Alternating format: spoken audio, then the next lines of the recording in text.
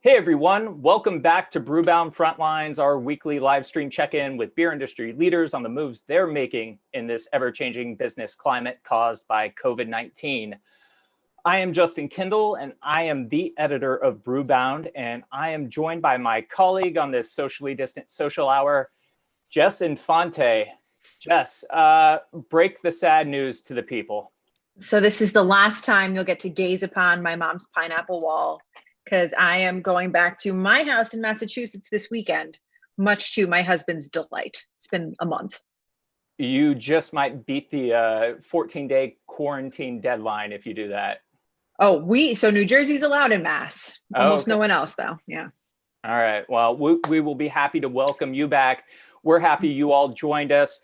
Crack open a pineapple sculpin because we're about to talk all about Ballast Point today.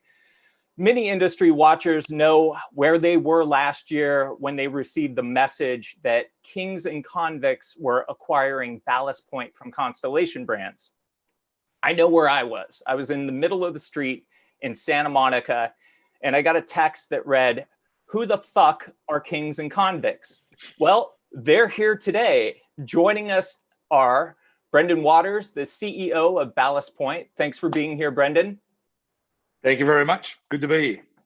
And Chris Bradley, the COO of Ballast Point. Thanks for being here, Chris. Thanks a lot. This is great.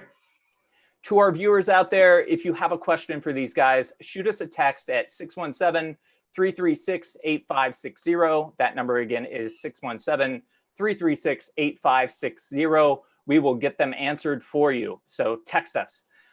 Before we get to today's show, we've got a couple of things that we got to get out of the way, some housekeeping, if you will. On August 27th, Brewbound will be hosting its next Brew Talks virtual meetup presented by Dogfish Head. We're going to do it right here in this space. It's going to be 2 hours, though, and we're going to have two big panel discussions. Dogfish Head founder Sam Calagione will be here. He'll be on one of the panels. On the other panel, we'll have the leaders from the Brewers Association, the National Beer Wholesalers Association, and the Beer Institute.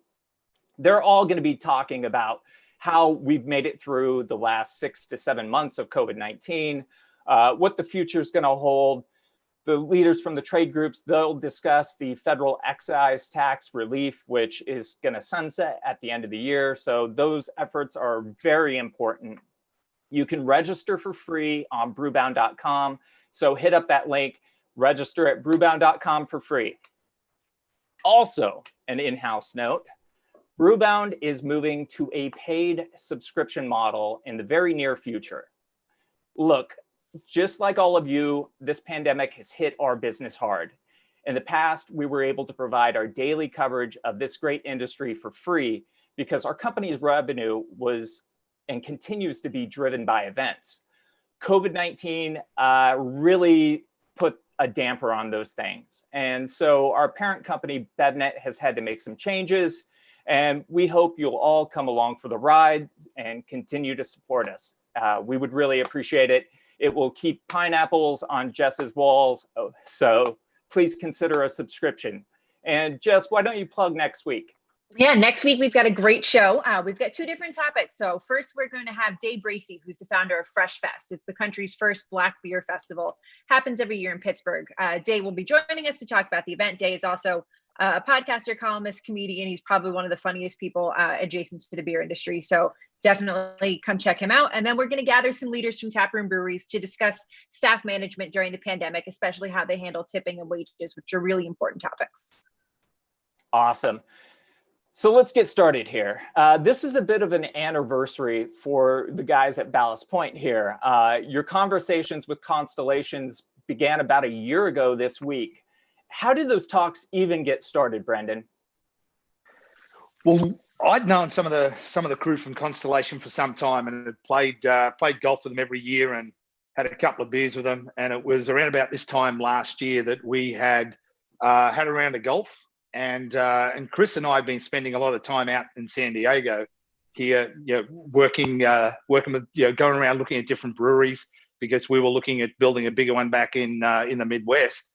And we'd spent a lot of time at Ballast Point. We didn't really have any idea what could happen, but we spent a lot of time in all of Ballast Point's locations and in their production site. We just liked them. And then, so a year ago, over a round of golf and a couple of beers, actually more than a couple of beers, it was quite a few at the end of it. And that's how it's all came about. That out of nowhere, the question was, I asked, what are you guys doing with Ballast Point?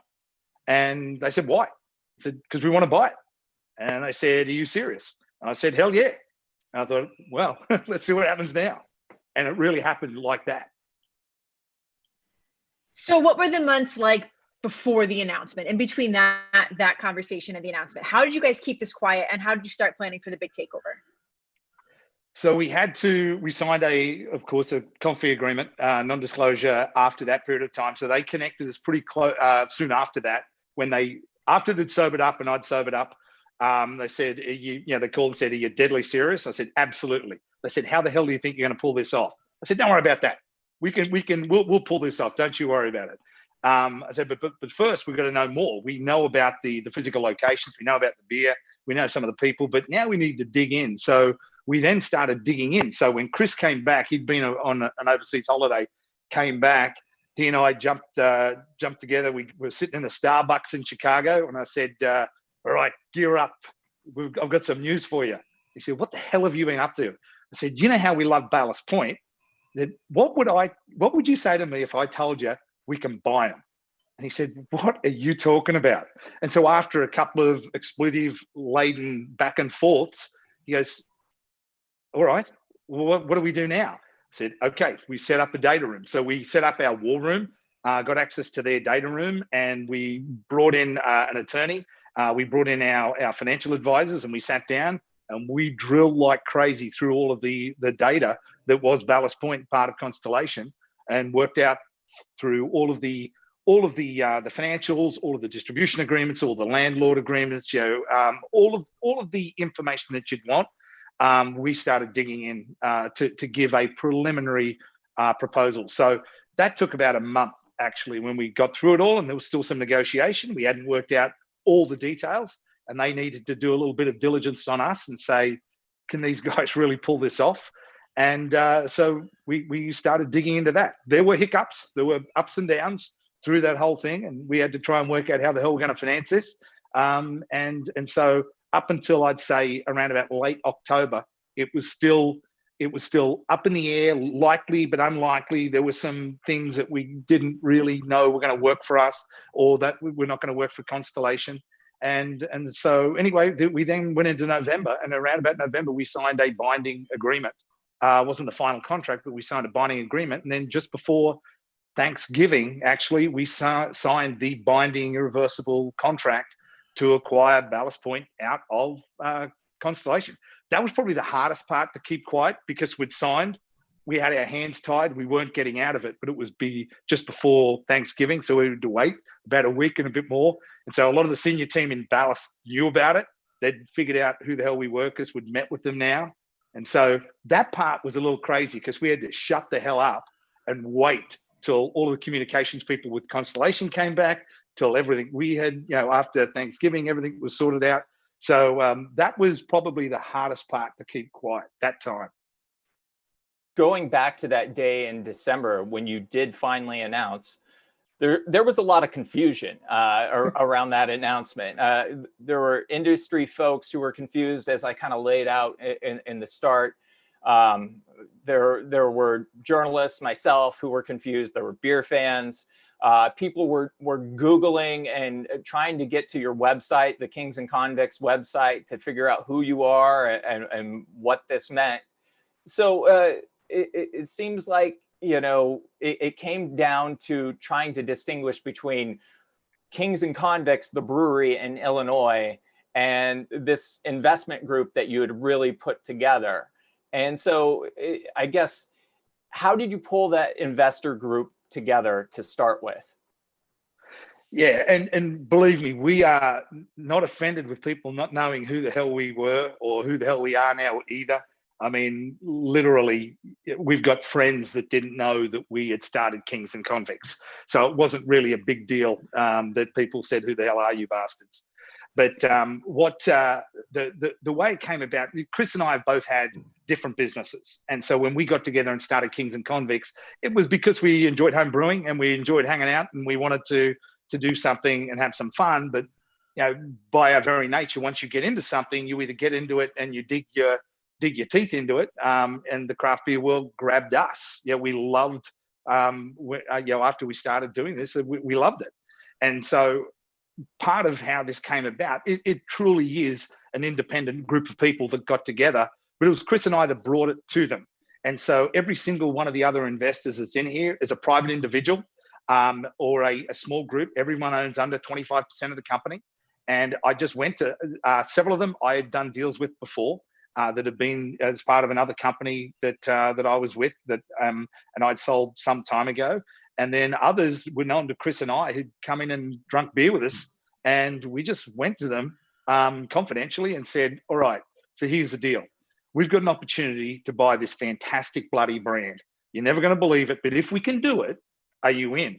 And then they signed the confidentiality agreement. We get it all in. And they said, who is it? We said, Ballast Point. So we went to 6 people. 6 people all said, don't you let this go without us being involved. And so it was an easy deal. So these are private investors they're non-operational. They're on our board of directors now. So we can request advice from them. And quite frankly, they're people that have been in multiple different industries. They've got fantastic backgrounds that Chris and I can lean upon now. So it's Chris and I are running the company, but we've got a very deep bench here when shit hits the fan, like, I don't know, a pandemic, that we can go back to and say, okay, here's our plan. Any advice? So, Chris, let's bring you in here. Why Ballast Point? Why not target another top 50 craft brewery that might be in a different position? If you just start simply, it's just we love the beer. I mean, Ballast Point obviously has been in the industry for a long time, but it always comes back to we had the connections. I've been drinking Ballast Point beer myself since Scripps Ranch and Sculpin came out. I used to spend a lot of time in San Diego.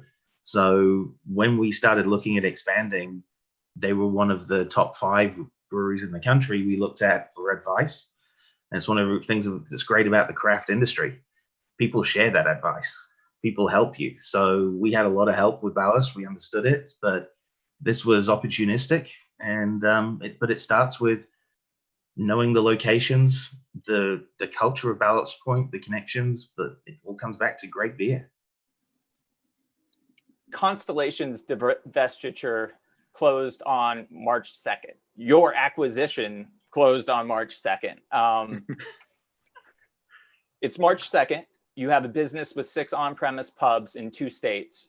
You now have 500 employees, and you're staring down a pandemic that would do something probably none of us really could even imagine, if you would have talked to us in February, January, anytime before March 2020.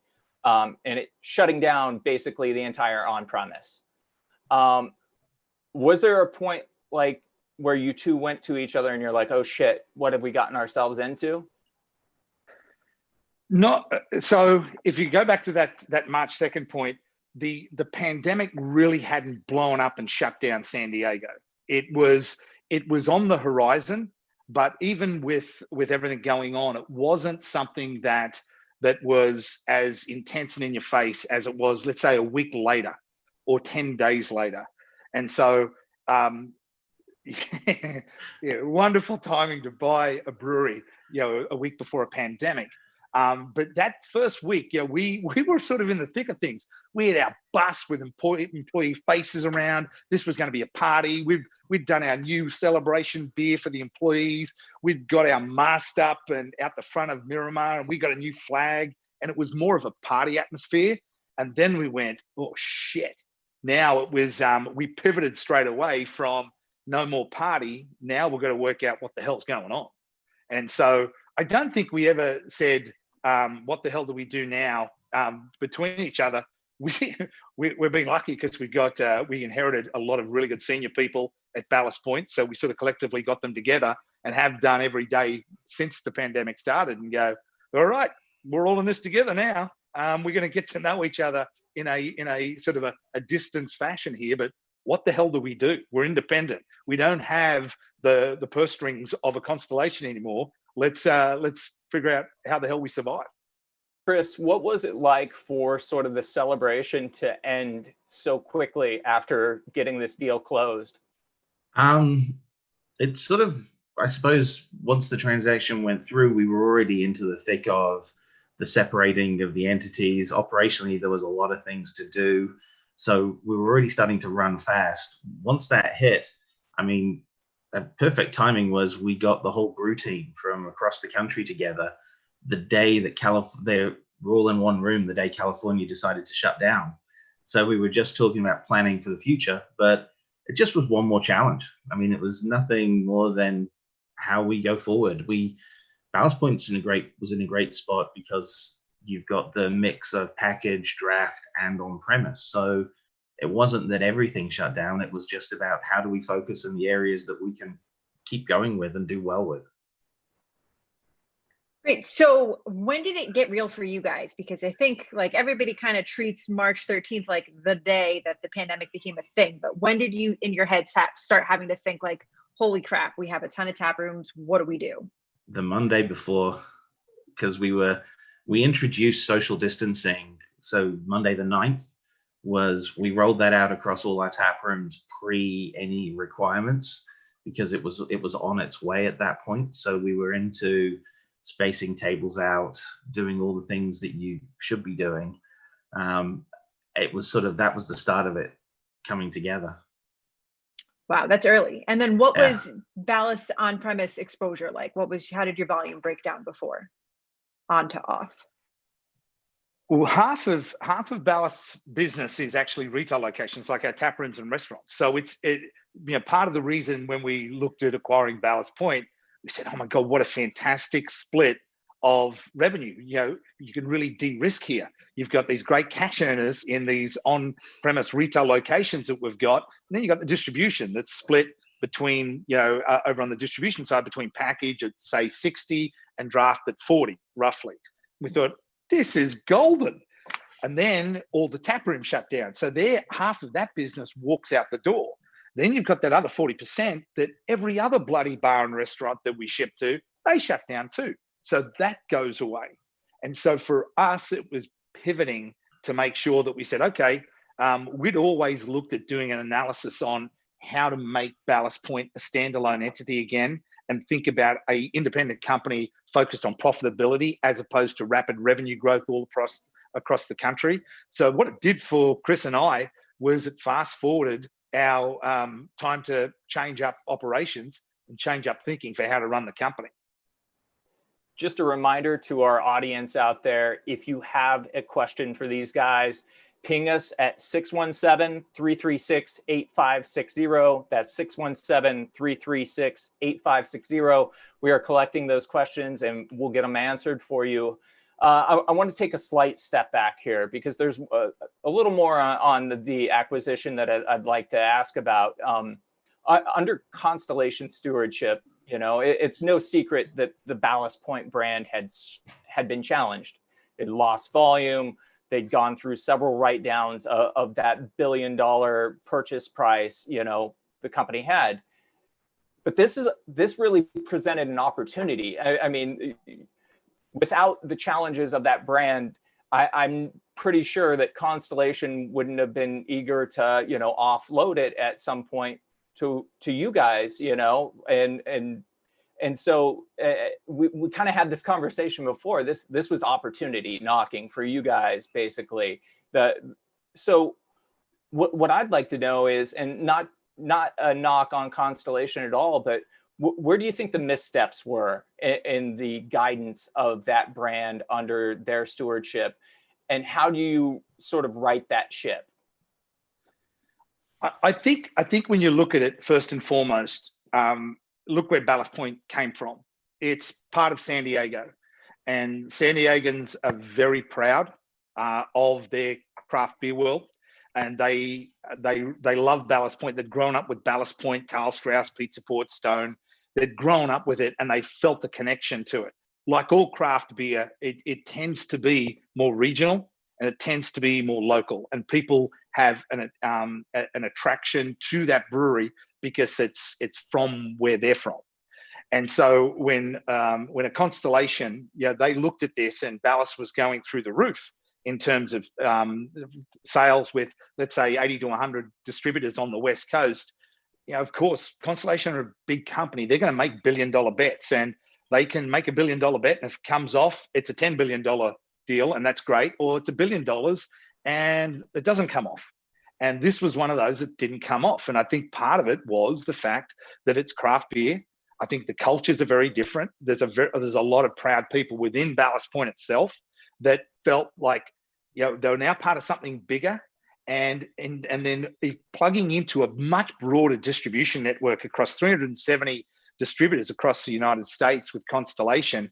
It still goes like that, but then you lose something. You lose a little bit of that uniqueness that is Ballast Point, that people, we would love, you sit in Chicago, you go, man, I wish we could get a Sculpin. When you can't get something like that, when you come out to the West Coast, that's where you go back to, I want that Sculpin. So I think it's just a differing, there was a definitely differing culture, but also just that bringing any craft brand to a national market and expecting it just to go through the roof. Well, guess what? In Chicago, you now got 160 great bloody breweries too. In the East Coast, you've got breweries that are brewing wonderful beer. And so to do that, you've got to catch lightning in a bottle, but then give up that sense of real craft. And I don't think Ballast Point could ever really give it up. I know the employees couldn't, and part of its DNA is still sitting down there in Little Italy and Home Brew Mart, where they like to brew interesting, funky West Coast IPAs that never really gelled with Constellation. Constellation needed one or two brands to just go like a rocket. And that's what they wanted with Sculpin. But I just don't think it worked in terms of the culture and the nature of the craft brand, and especially coming out of San Diego. San Diegans felt like someone had given them a shot up the butt, and they didn't like that. And so it's one of our things that we always have to come back to is we're gonna bring this back over the long term and earn respect again in San Diego. So what are the top 3 things that you need to do now that you're at the helm of Ballast Point to really get the brand back, back on top of the hearts of San Diegans and just flowing again nationwide? What are your top 3? So number one is what? No, you go, Chris, because I was going to say the number one thing is what he's doing. Bring the innovation. It never went away. Ballast Point literally brewed 130 plus great beers last year. No one knew of them unless they went into that tap room. So things like bringing out a brewer series, which will go on draft just in San Diego, just bringing out some of the different beers. It's bringing some new beers to market and bringing back some of the great beers that didn't fit with the Constellation strategy. It wasn't that there was anything wrong with the beer. It's just they wanted those 2 or 3 volume beers, whereas before Ballast Point had 9 or 10 different types of beers out in the marketplace. So bringing back Longfin and Package, focusing on pushing some of the Passing Haze as a hazy IPA, and then again connecting back with the roots and bringing some of these beers out purely for that local market. That was what made Ballast great, was there was always something different or something new coming out of Scripps Ranch. Is there a rebrand as part of that plan to kind of turn things around? Go for it, Brendan. Yeah, so even prior to the close, we had worked with an outside group to do focus groups for us with employees, former employees, and people within San Diego, and which Chris and I were completely separate from, but we got to watch all these meetings, and we wanted to understand. We didn't want to come in and say we know what to do here, because we sure as hell didn't. We're not from San Diego. We're now implanted in here, but we wanted to listen to them. And so these are employees that have been with Ballast for a long time and those that had left.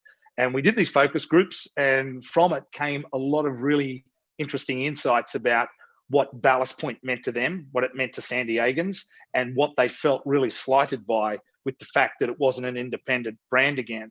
And so part of what we have done is brought about a new brand awareness within the company and focused on how do we actually engage again with the community? How do we refresh the look and get back into the art that was Paul Elder's art, a lot of the cans and the bottles, not so much the bottles, but the cans became very corporate looking. And so Chris and I have brought in an outside group with the help of our marketing team to do refreshes on all the labels and really lean back into that art that was Paul Elder, who's been with the company for the longest period of time. There's not too many places that have their own artist that really embodies Southern California, San Diego culture, surfs, fishes, paints, drinks beers every second day. And it's one of those things. It's probably every day, but getting back to that and bringing that sense of, listen, there's art on the can and there's art in the can. So that refresh, that brand refresh, has to be brought about by getting out in the community, being part of smaller groups, as opposed to doing massive, big sponsorship agreements. We love our Padres sponsorship agreement. That's our heart and soul as Cubs fans. We're fast becoming right in behind the bloody Padres here.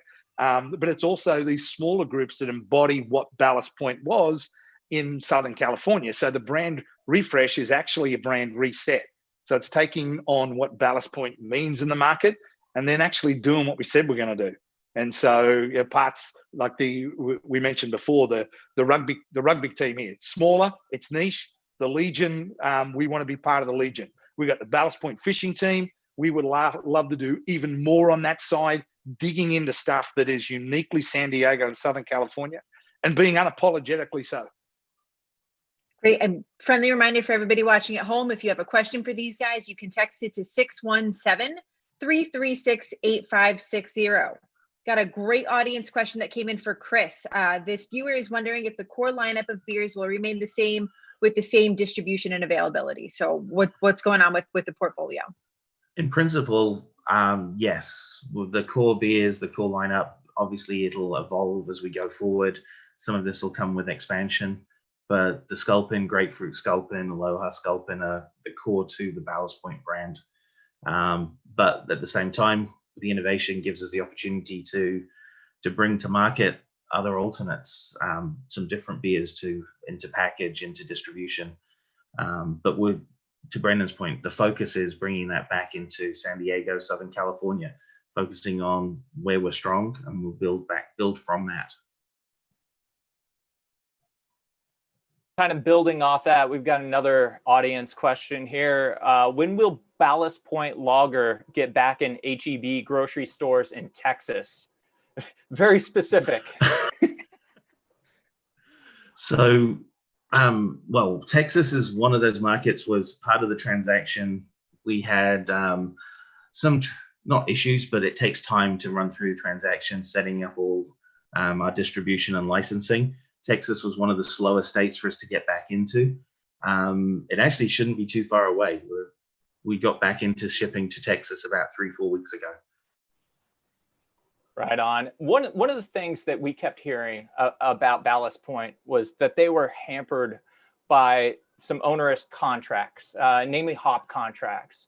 And I guess when you're digging through and you're taking over a company like this, how do you begin to sort of sort out what needs to be reworked and renegotiated, and how do those conversations go when you're hitting up, somebody about hop contracts, or even during a COVID-19 period, you have 6 pubs. How do you work on the rent, with your landlord? What are those conversations like?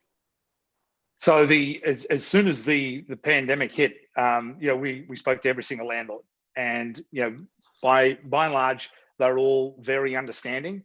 And we did apply for the PPP loan, so that did help out keeping our employees in place during that 8-week period. But we really needed help on the rent, and so our landlords have been very accommodating. And so it's a negotiation. We hit them early and fast. We just said, listen, here's where we're at. And none of us know, this is not just a craft beer world problem. This is an all world problem. And so it wasn't like a surprise. So they were very accommodating, and they continue to be. So we have very long-term leases on all of our tap rooms and restaurants and our production facilities. And so we always think if there's bad news, get to it quick. And so that's what we did. And then in terms of the hops contracts, I think that, it's hard to, you hear snippets of things, but, Constellation had much grander visions of production volumes. And so they lined up these hops contracts. But during the acquisition, there are ways to mitigate those. And so Constellation were actually great to work with. It might be hard to understand, but they were great to work with in working through these and helping us negotiate to exactly where we needed to be. Pre-pandemic, so so we've got some things we're going to work through now because we've got a bloody pandemic. But I have to say that they were very helpful. They wanted to see Ballast go to someone that was going to flourish in an independent world again. So you get a lot of this with big public companies. They don't give a crap about anything. I'll tell you, they actually did give a crap. They wanted to make sure that even though it didn't work for them, they didn't want to see Ballast fall flat in its face. That's so nice. So along the same kind of lines, you guys were coming from a much smaller operation. How do you now build relationships with multi-state wholesalers, international distributors, chain retails, and on down the line? What does that relationship building look like? So this is the easiest part. Yeah, that's right. That's right. We had bloody no one. There was Chris, myself, and about 7 other people. And so we leaned on the existing Ballast Point team. And so the only real things that we had to build up the sales and marketing teams. But Chris walks into this and he's got a hell of an operations team. Yeah, we had a very strong brew team, operations team, legal team. So it's relying on pulling good people in and building from there. Great. So, so Ballast Point's now it's on its 3rd set of owners. How do you build a relationship with those employees who have been there since even before Constellation? And what are you guys doing to keep the culture alive? It sounds like you built a really good rapport with everybody, but how are you keeping Ballast culture, living and thriving? Well, it's a challenge with Zoom. Yeah, that's right. We're all zoomed out. We're sick of this bloody Zoom. Sorry, Zoom, but we are. It's part of it. Part of it is honestly doing what we're doing. So we've engaged with the teams. We've engaged with the as best we can by being socially distanced, because we have no one's in the head office at the moment. So no one's we're all operating independently. You got all the brewers. Chris's team is all in there, but we're all keeping very separate worlds. And the retail side, we've got to be careful about when we turn up. We don't want to just turn up to either have a meeting or just have our faces shown. But I think honestly, the long-term way we build that up is go back to what we had always planned, is we're on the ground. We're part of San Diego now. And we have to we're going to make mistakes.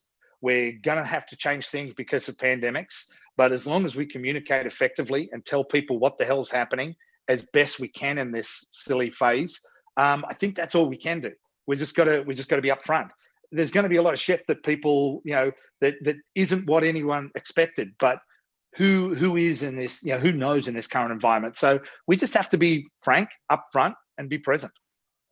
You've got at least one employee who I think loves you. We got a question in here that was not really a question, but how does it feel to be instantly beloved by the Ballast Point team and be a saving grace for so many devoted employees? That was, I know someone, that must be Jeremy, because I was mad with him yesterday. No. So so it's one of those things, and it's I will say it's nothing that Chris and I have specifically done.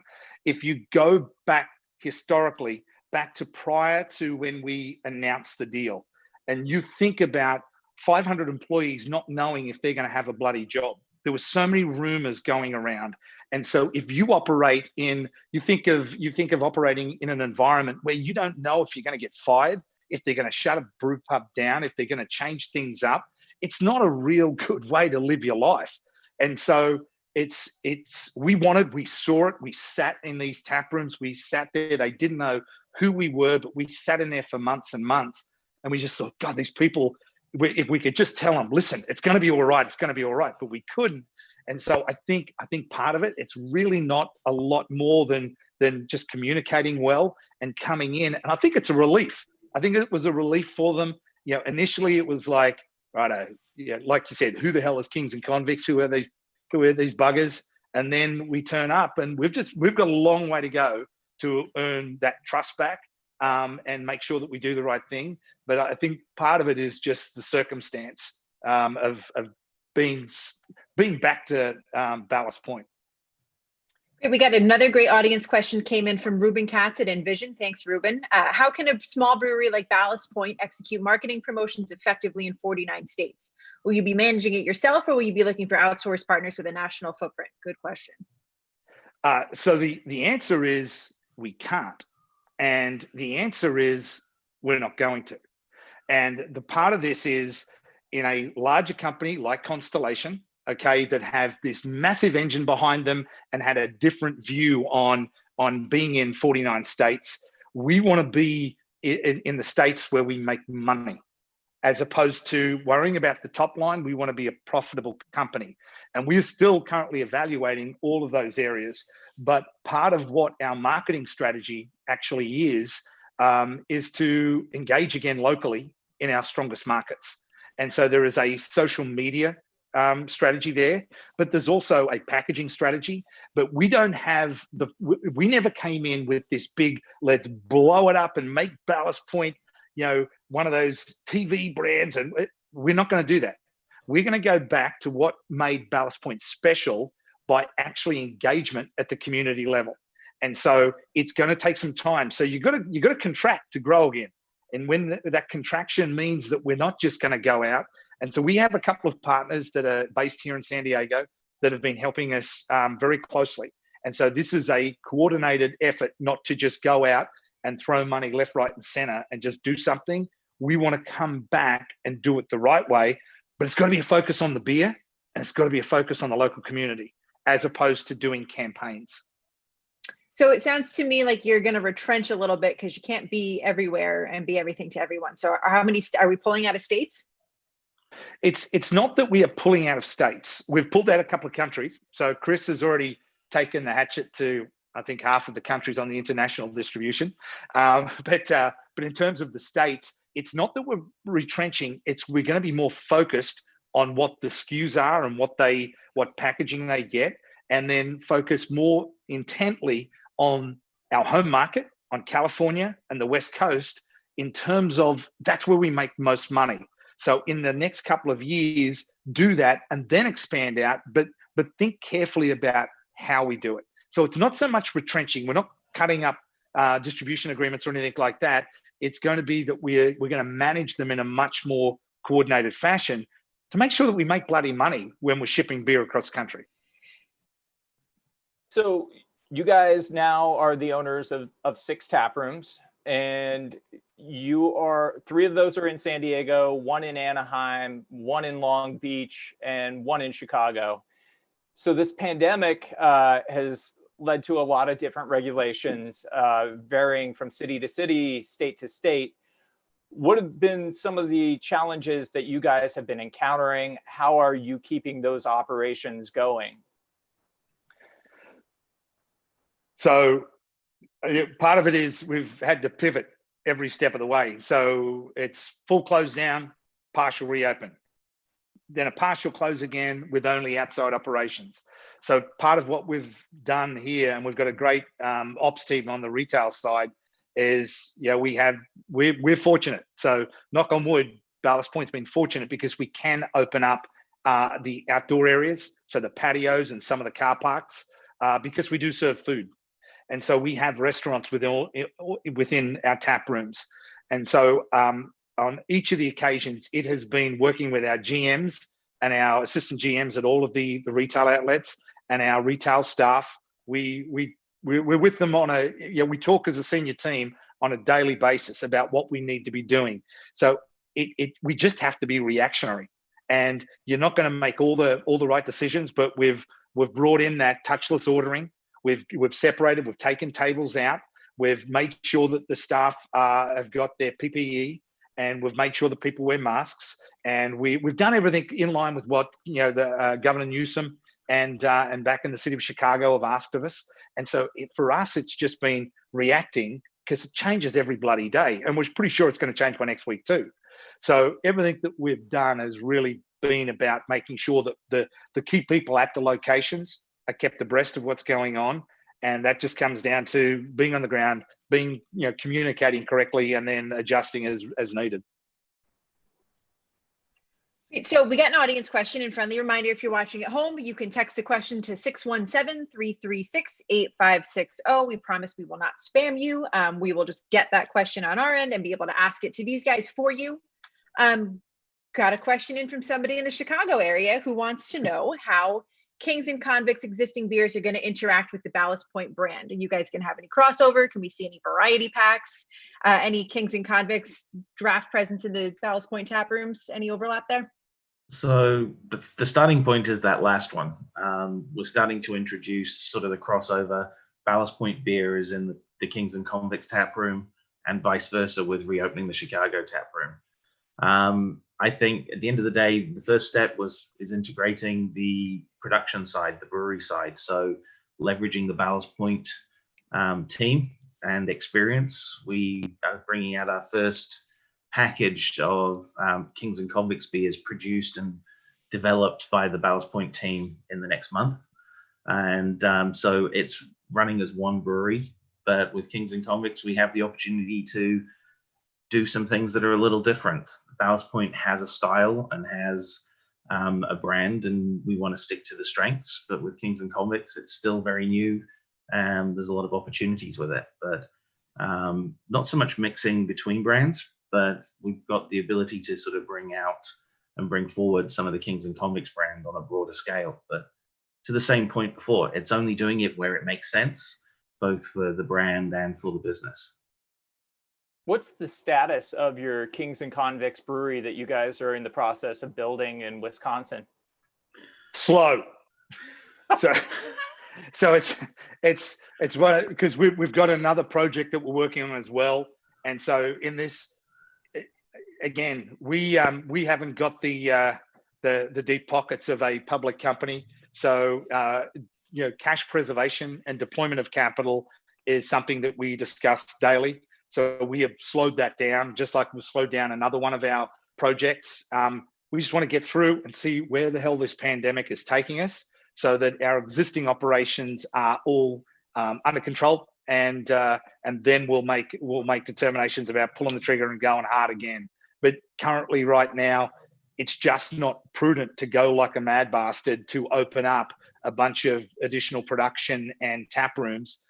We just have to be careful, and so we pulled the reins back on both of those until we get a better visibility into what this looks like.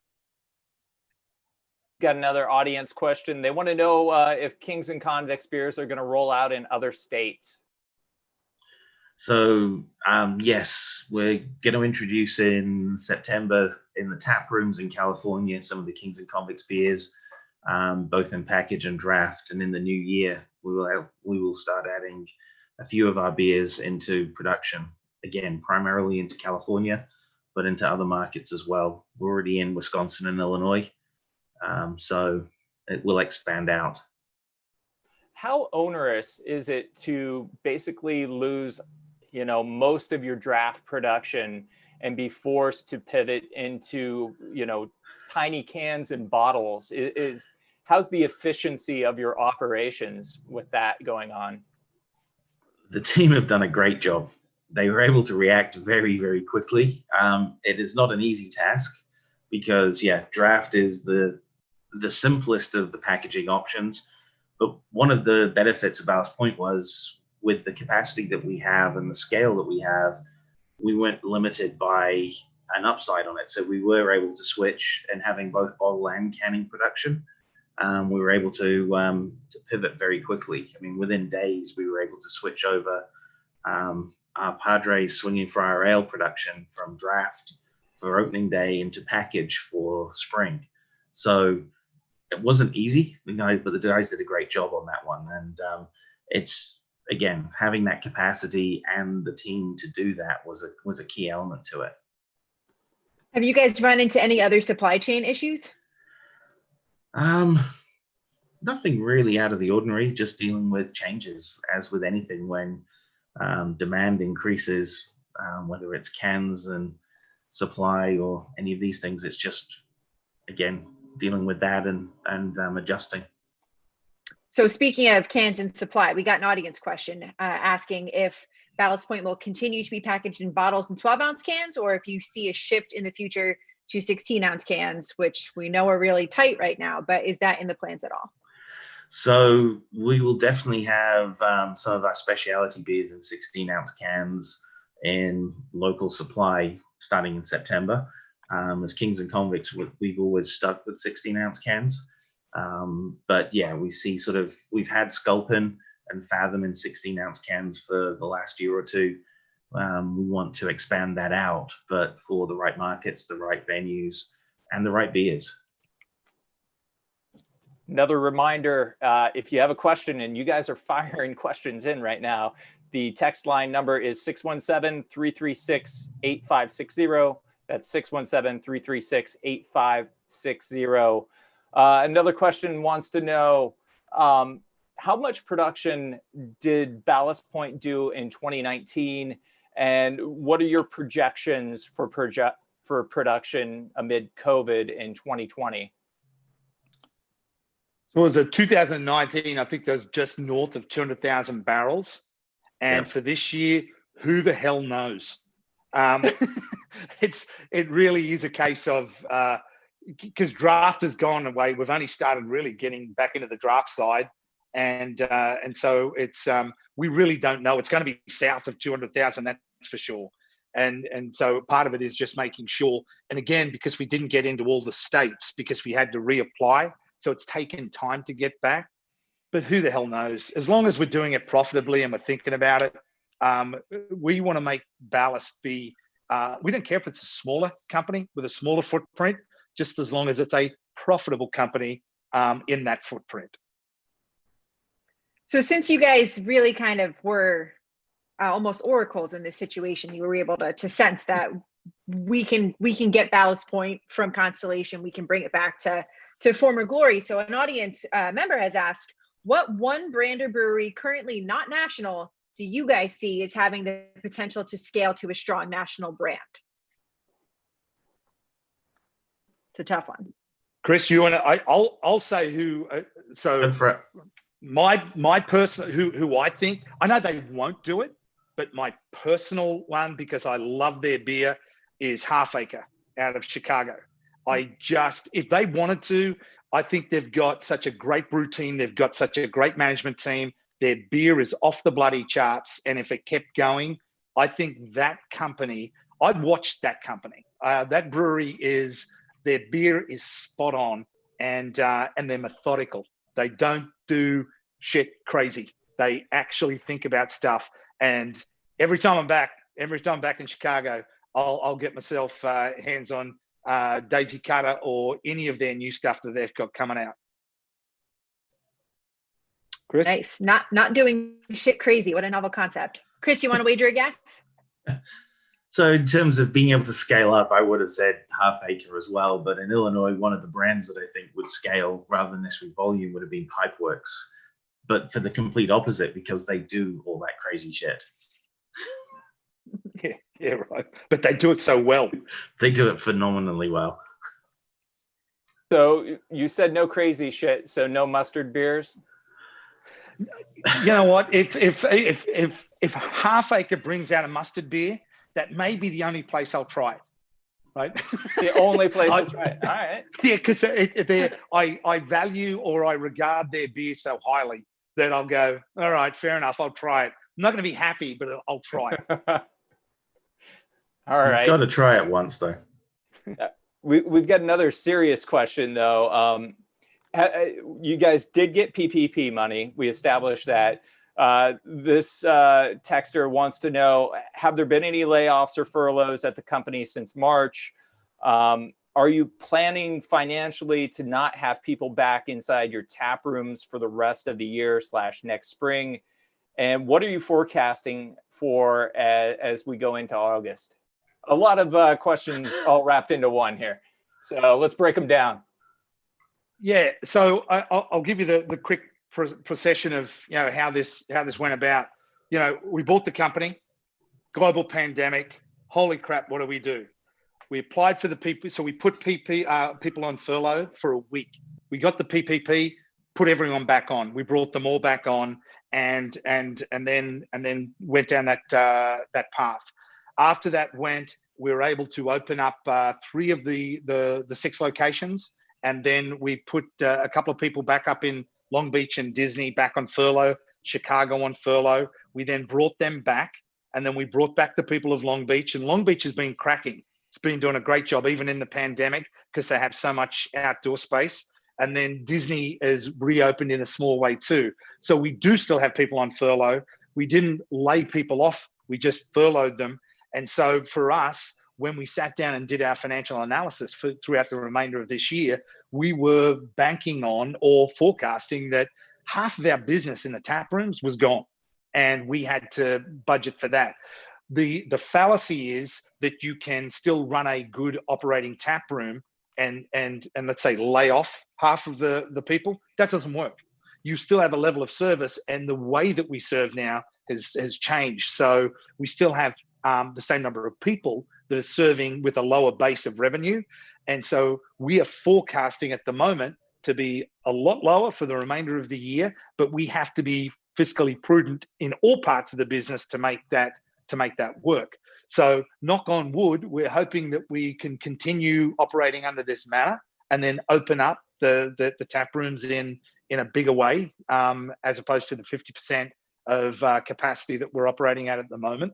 And so the crystal ball is, we don't know. We just don't know. We have lost some people, but only not that many in terms of they don't feel comfortable coming back to work in a tap room environment. They have either got they're immunocompromised, or they live with people that are immunocompromised, and so they're not willing to risk it. And that's absolutely fine by us. We understand completely. But in terms of what we see coming back, we've got some pretty conservative forecasts for the remainder of this fiscal year, this financial year here. And so we've budgeted for that. You get to the end of this year and you get to halfway through get towards October, November, and we'll see where our distribution's going and where things have come back. And we may have to make different decisions. And that's just the way it will be. Softer ball question. Will calm before the storm be coming back in cans/bottles? Maybe it's a harder question. Well, it's not currently on the plan, but that is because we're in the process of refreshing the current sort of portfolio across the board. But as we come into the new year, then part of this is we are going to bring out more of the historical beers in sort of limited release fashions as we go forward. So I wouldn't rule it out either. What's up with the Brew IPA? I know people like to say the style is dead, but I kind of like them. So yeah, we still have it on tap in most of our tap rooms. It's a style that sells well. We've been doing some similar things along that style with lagers and just to try out different things out of Little Italy. So I think as a style, I mean, calling it the Brut IPA sort of puts it in that box, and you're right, it's sort of overlooked, but that fresher, lighter bodied IPA has its place.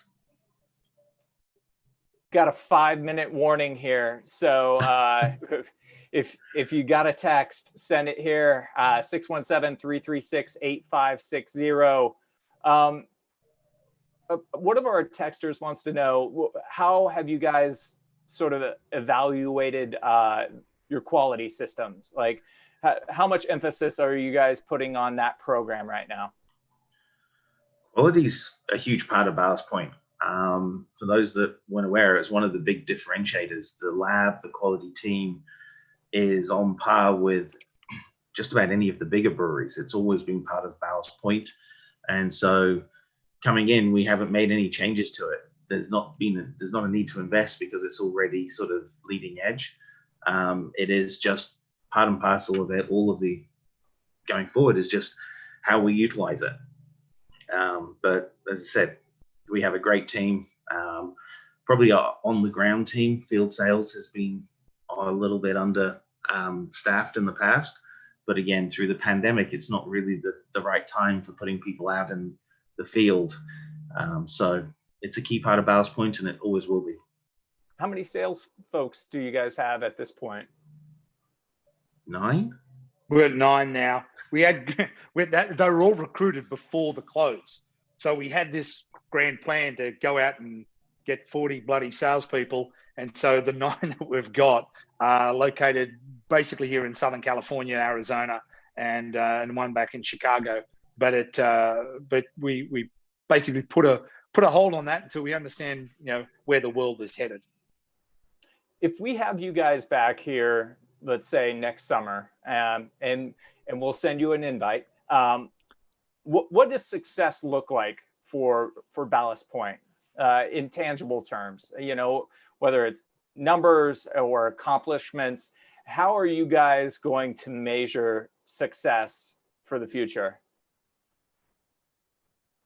We have an internal saying that we've put together for our teams. We want to be a sustainable, profitable brand. And so those 3 words all have certain meanings. We have to look after the brand Ballast Point, and we have to bring it back to being relevant in San Diego first and foremost, and thought of as an approachable, really, really meaningful brand in San Diego again. Sustainable means that everything that we do has a longer term version or a longer term view of being profitable. And so success for us in 12 months from now means that we have brought out a couple of different beers. We've rationalized our SKUs into the markets that make sense. We've refreshed our packaging, and we are making money in the areas that we need to make money in.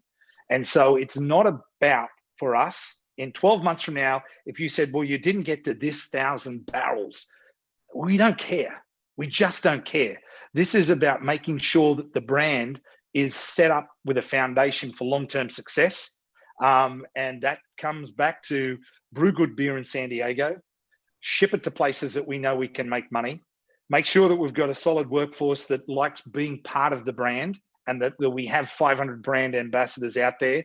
And then when you wander out into the market and you sit down on a beach down in PB and some bugger is there drinking a Sculpin, that's success. And they're going, now this is a bloody beer.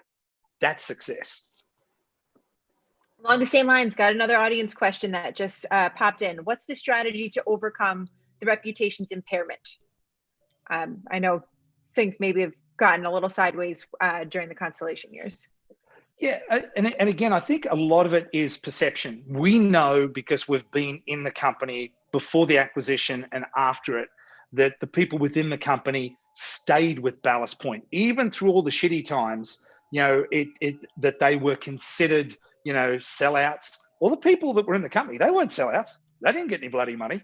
These are people that were sitting in here. They stayed because they love Ballast Point. And there is a group within this company that have kept it together and kept that feeling alive. It just hasn't been given a voice. So our job really is to keep fostering that, and then to start to get out into the community and do everything that we say we're going to do.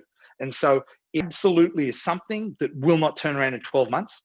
It may not turn around in 2 years, but it's something that we just have to keep going with.